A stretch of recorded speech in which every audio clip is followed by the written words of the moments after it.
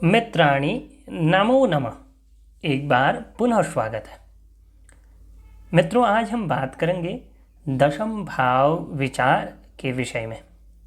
यह NTA NET JRF 73 number code के लिए अत्यधिक उपयोगी सिद्ध होगी वीडियो।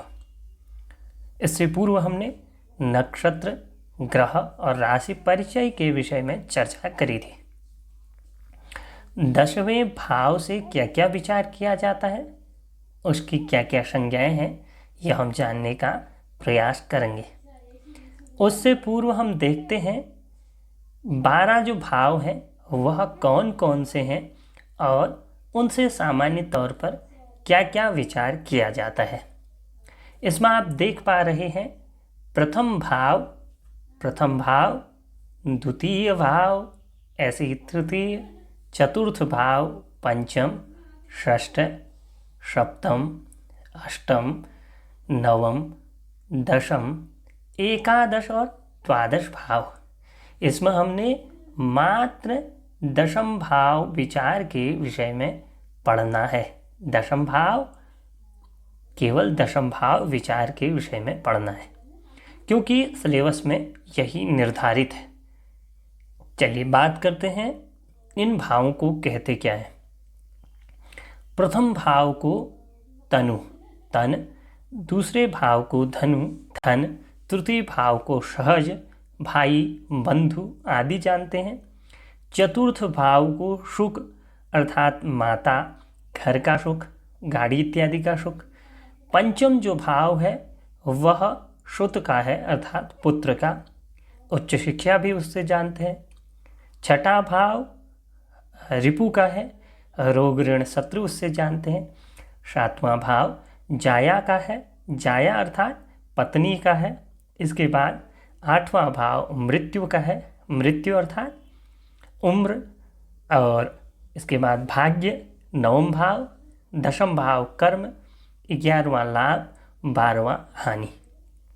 इस प्रकार जो 10वें भाव का सामान्य तौर पे अर्थ है वह है कर्म भाव। दशम भाव को कर्म भाव के नाम से जानते हैं। अन्य क्या क्या संज्ञाएं हैं यह हम अगली स्लाइड में देखेंगे। देखिए, प्रथम भाव को कल्प भी बोला जाता है, द्वितीय को स्व, तृतीय को विक्रम, चतुर्थ को गृह, पंचम को प्रतिभा, छठे को छठ, सातवें भाव को धून या चित्तोत्थ, और इसके बाद आठवें भाव को रंध्र, नवम भाव को गुरु और दशम को मान या आज्ञा भाव भी बोला जाता है, और 11वें को भव, 12वें को व्यय। हमको यहाँ मान और आज्ञा याद रखना है। इससे पूर्व मैंने इसी भाव का एक और नाम बोला था। क्या बोला था? कर्म भाव। तो आपको कर्म भी याद रखना है। कर्म भाव, मान भाव, आज्ञा भाव, हमने 3 शब्द इस भाव के लिए सुन लिए हैं। अन्य भावों की आवश्यकता इसलिए नहीं है क्योंकि वह सिलेबस में नहीं है। फिर भी आप एक बार देख के जाएं, क्योंकि एग्जामिनर क्या पूछते वह कई बार आउट ऑफ सिलेबस भी हो जाता है, तो इसलिए आवश्यकता है कि आपको सब पता हो। चलिए अब बात करते हैं अन्य किन नामों से दशम भाव को जानते हैं। केंद्र भावों की संज्ञाओं में प्रथम भाव, चतुर्थ भाव, सप्तम भाव, दशम भाव को रखा जाता है। केंद्र अर्थात यह सबके केंद्र हैं, बीच के हैं। चाहे आप कहीं से भी देखिए, बीच के हैं, इससे बीच कोई नहीं है। अगर आप बीज देखें तो यह बीज है इसका, इस कुंडली का। इस बीज से जुड़े हुए जो घर हैं वही केंद्र कहा जाता है। केंद्र अर्थात मूल, केंद्र अर्थात बीज का। तो इसीलिए केंद्र भाव प्रथम भाव को कहा जाता है, केंद्र भाव चतुर्थ भाव को कहा जाता है, केंद्र भाव सप्तम को कहा जाता है, केंद्र भाव दशम को कहा जाता है। और एक छोटी सी और आपको याद रखने की आवश्यकता है, केंद्र से लगे हुए भावों को पणफर भाव कहते हैं। केंद्र से लगे हुए अर्थात केंद्र के आगे वाले जो भाव हैं केंद्र के आगे वाले भावों को पणफर कहा जाता है। इनको भी याद करने की आवश्यकता नहीं है। आपको अगर 1, 4, 7, 10 याद है तो इसके बाद के पणफर, इसके बाद के भावों को पणफर भाव कहा जाता है। चलिए बात करते हैं अगली स्लाइड में। इसमें हम आपू क्लिंग इत्यादि भावों को देखेंगे। केंद्र हमने सबसे पहले जाना, केंद्र बीच के भावों को कहा जाता है। केंद्र से लगे हुए भावों को पणफर भाव कहा जाता है और पणफर भावों से लगे हुए भावों को आपोक्लिम कहा जाता है। आप देखिए ये आपोक्लिम है। इस प्रकार आप जान सकते हैं प्रथम तो केंद्र 1, 4, 7, 10, पणफर 2, 5, 8, 11 और उसके बाद आपोक्लिम 3, 6 और 9 और 12। इस प्रकार हमने जाना है। इसमें सबसे ज़्यादा बली जो होते हैं वह केंद्र भावों को कहा जाता है, फिर पणफर भावों को कहा जाता है, फिर आपोक्लिंग भावों को कहा जाता है। उसमें भी सबसे जो बली है वह, अगर अन्य दृष्टियों से, यह तो श्रृंखला की दृष्टि हो गई कि इस श्रृंखला में सबसे ज़्यादा बली है, अर्थात केंद्र की जो श्रृंखला है, केंद्र के जो भाव हैं वो सबसे बली है। अगर इंडिविजुअल देखा जाए तो सबसे ज़्यादा बली त्रिकोणों को माना जाता है। त्रिकोण भाव में हमारे सिलेबस में नहीं है, फिर भी मैं आपको बता देता हूँ। यह जो त्रिकोण बन रहा है, यह जिन भावों में भी बन रहा है, अर्थात जिन में भी इनके कोने जा रहे हैं, वह त्रिकोण भाव कहलाते हैं, अर्थात पंचम, प्रथम और नवम। इसमें सबसे ज़्यादा बली नवम, उसके बाद पंचम, उसके बाद लग्न। इस प्रकार इन भावों को बल दिया जाता है। कहने का मतलब यह है कि इसमें सबसे ज़्यादा जो बली है वह नवम भाव है, वह भाग्य है, इसीलिए उसको सबसे ज़्यादा बली माना जाता है। चलिए अगली स्लाइड में देखते हैं इनका अन्य क्या नाम है। अगर आप देख पा रहे हैं तो इनके क्या अन्य, मैं अपनी फ़ोटो इधर कर लेता हूँ। तो आप केंद्रादि जो संज्ञक हैं उनके भावों के नाम देखिए। प्रथम जो भाव है, जो हमने पहला हाउस देखा था कुंडली में, उसको केंद्र भी बोलते हैं, कल्प, तनु और त्रिकोण भी बोलते हैं। और इसके अलावा उसको त्रिकोण तो बोलते ही, हमने पढ़ लिया। द्वितीय जो भाव है उसको पणफर, स्व, कुटुंब बोलते हैं। यह हमने पीछे की वीडियो में कुछ देखा भी, कुटुंब को छोड़ के अन्य हमने पढ़े। तृतीय भाव को आपोक्लिम, विक्रम, सहुत बोलते हैं। चतुर्थ भाव को केंद्र, गृह, बंधु और चतुरस और हिबुक, अम्बु, शुक, वेश में। ऐसे ही पंचम को पणफर, प्रतिभा, पुत्र, त्रिकोण। षष्ठ को आपोक्लिम, छत, अरि और उप, रोग, ऋण, शत्रु भी इसी को बोला जाता है। सप्तम को केंद्र, चित्तोत्थ, पत्नी और ध्यून, जामित्र। अष्टम को फणफर, रंध्र, मरण और चतुरस। इसके बाद नवम को आपोक्लिम, गुरु, शुभ, त्रिकोण। हमने दशम भाव पढ़ना है तो यह नाम आप नोट कर लीजिए। दशम एक तो केंद्र है, दूसरा मान है, तीसरा आस्पद कहा जाता है और आज्ञा भाव है, कर्म भाव है, मेसूरण भाव है। एकादश को पणफर, भव, आय और द्वादश को आपोक्लिम, व्यय और रिस्प, अनु। इस प्रकार हमने 12 भावों के सामान्य नामों की चर्चा करी। अब हम एक एक भाव को सामान्य तौर पर देखते हैं।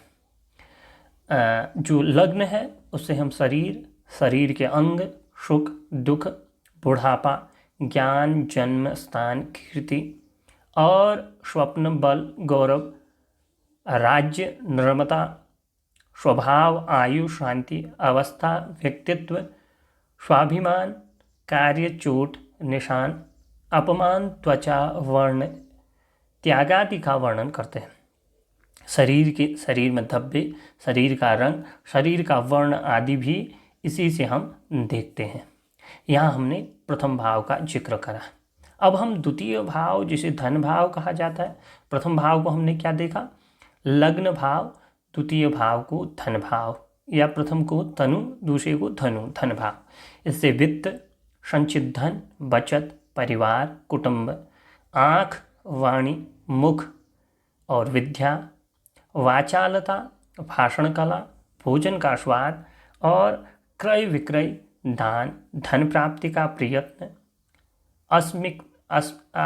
आस्तिकता अर्थात उसमें कितनी आस्तिकता है, परिवार का उत्तरदायित्व, नाखून, चलने का जो ढंग है वह भी इसी से देखते हैं। इसके अलावा झूठ बोलना, नाक, जीभ, कपड़े, भोग विलास, मित्र, नौकर, मृत्यु, विचारधारा, प्रसन्नता, धन, धान्य व विनयशीलता, वैराग्य, बदनामी, विद्या, यात्राएं, मन की स्थिरता आदि का विचार हम द्वितीय भाव से करते हैं।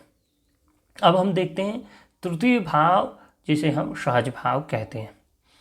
भाई, पराक्रम, अनिष्ट, पुरुषार्थ, परिश्रम, कान, मुंह, टांगें, भुजा, चित्त की बेचैनी, स्वर्ग पर संताप और स्वप्न, बहादुरी, मित्र, यात्रा, गला, कुभोजन, धन का बंटवारा, आभूषण, गुण, अभिरुचियाँ, लाभ, शरीर की बढ़ोतरी, कुल का स्तर, नौकर, सहयोगी, वाहन, छोटी यात्राएं, महान कार्य, पिता की मृत्यु, छाती, मामा आदि का विचार इस भाव अर्थात तृतीय भाव से किया जाता है। अब हम अन्य भावों को सामान्य तौर पर देखते हैं। अब हम देखते हैं चतुर्थ भाव। चौथे भाव से हम क्या देखते हैं, तो सुख देखते हैं। सुख भाव कहा जाता है इसे। संपत्ति, वाहन, माता, मित्र, मित्र वर्ग के विषय में भी इसी से देखते हैं। प्रसिद्धि, मकान, यात्राएं, बंधु बांधव, मनोरथ, राजा, खजाना, ससुर और पशुधन, प्रेम प्रसंग, प्रेम प्रसंग के विषय में भी इसी से देखते हैं। बाह्य सुख, पिता का व्यवहार, भोजन, निद्रा, सुख, सिंहासन, कंधे, यश, जन संपर्क, छोटे आरोप, गड़ा धन, गृह त्याग, चोरी की गई जो वस्तु है उसकी दिशा का स्थान, धान्य से संबंधित जो संपदा है आदि का विचार हम चतुर्थ भाव से करते हैं।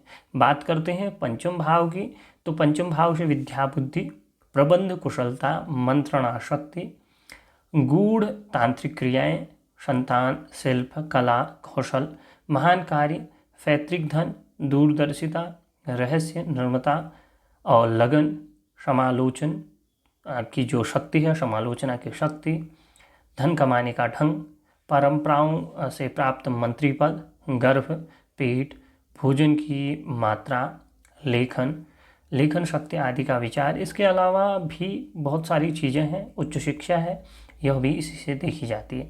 बात करते हैं छठे हाउस, षष्ठ या शत्रु भाव से। रिपु भाव भी इसे कहा जाता है। शत्रु, रोग, मामा, युद्ध, सृजन, पागलपन, फूड़ी फुंसी इत्यादि, कंजूसी, परिश्रम, ऋण, गर्मी, जख्म, नेत्र रोग, विषपान, निंदा, चोरी, विपत्ति, भाइयों से झगड़ा, अंग भंग, नाभि, कमर, मूत्र रोग, भिक्षावृत्ति आदि का विचार हम छठे भाव से करते हैं। सामान्य तौर पर कंपटीशन से संबंधित चीज़ें भी, प्रतियोगी परीक्षाओं की दृष्टि से भी छठा भाव ही हम देखते हैं। बात करते हैं सातवां घर, सप्तम भाव, पत्नी, दाम्पत्य का जो सुख है वह, दैनिक आय, मृत्यु, व्यभिचार, काम शक्ति, स्त्री से शत्रुता, रास्ता भटकना, पौष्टिक भोजन, खान पान, सुगंध प्रयोग और सजने की प्रवृत्ति, भूल, कपड़े प्राप्त करना, वीर्य, पवित्रता, गुप्तांग, दत्तक पुत्र, अन्य देश, अन्य स्त्री से उत्पन्न पुत्रादि व बाबा का विचार सप्तम भाव से किया जाता है। अब हम बात करते हैं अष्टम भाव की। अष्टम भाव से जो विचार किया जाता है हम देखेंगे। सबसे पहले तो अष्टम भाव आयु या मृत्यु का भाव है, तो यह तो देखते ही हैं। मृत्यु का कारण सौगति, गड़ा हुआ धन, वैराग्य, सुख, कष्ट, झगड़ा, मुसीबत, गुप्त रोग, पत्नी की जो शारीरिक कष्ट है वो देखते हैं।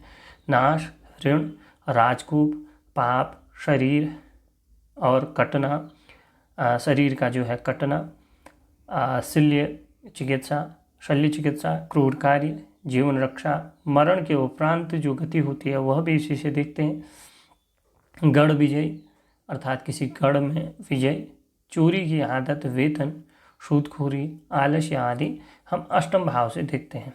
हम नवम भाव अब देखते हैं।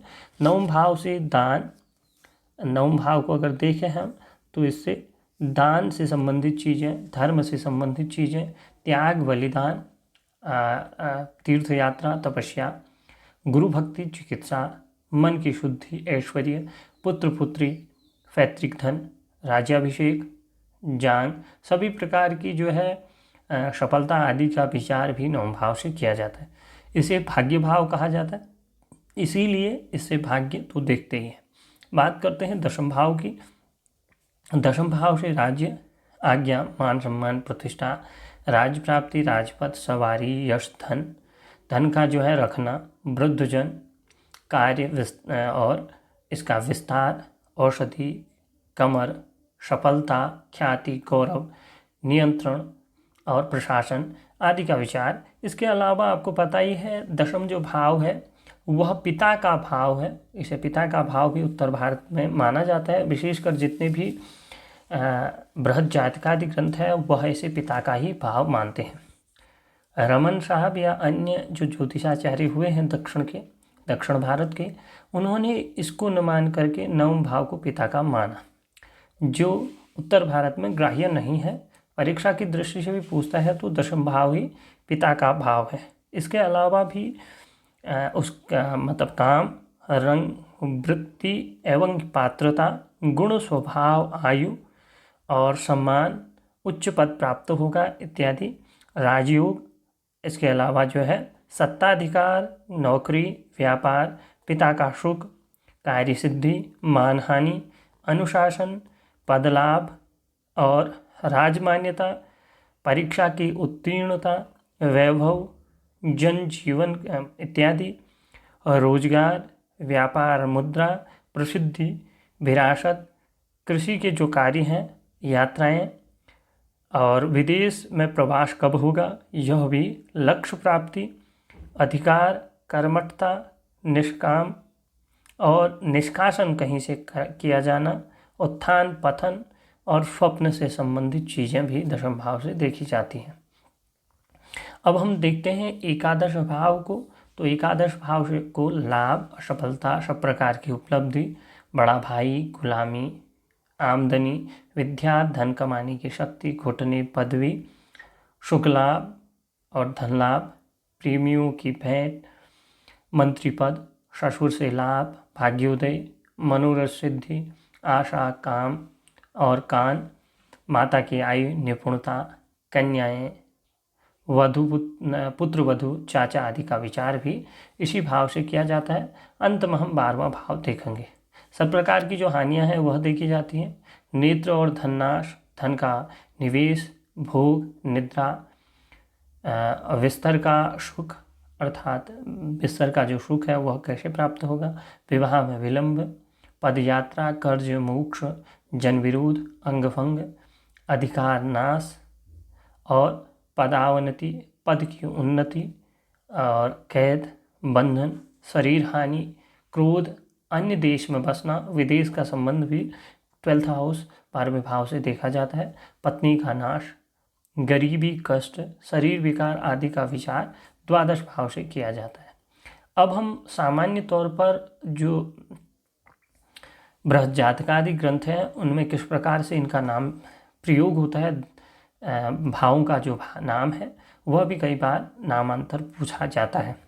प्रथम भाव को तनु तो कहते हैं, द्वितीय को कुटुंब, तृतीय को सहोत्र, चतुर्थ को बंधु, पंचम को पुत्र और छठे को अरि शत्रु अर्थात, सप्तम को पत्नी, अष्टम को मरण, नवम को शुभ, दशम को आस्पद बोलते हैं। यह भी आपको याद रखने की आवश्यकता है। आय एकादश को और रिस्प जो है 12 भाव को। इसके अलावा दशम भाव को मान भाव भी बोला जाता है।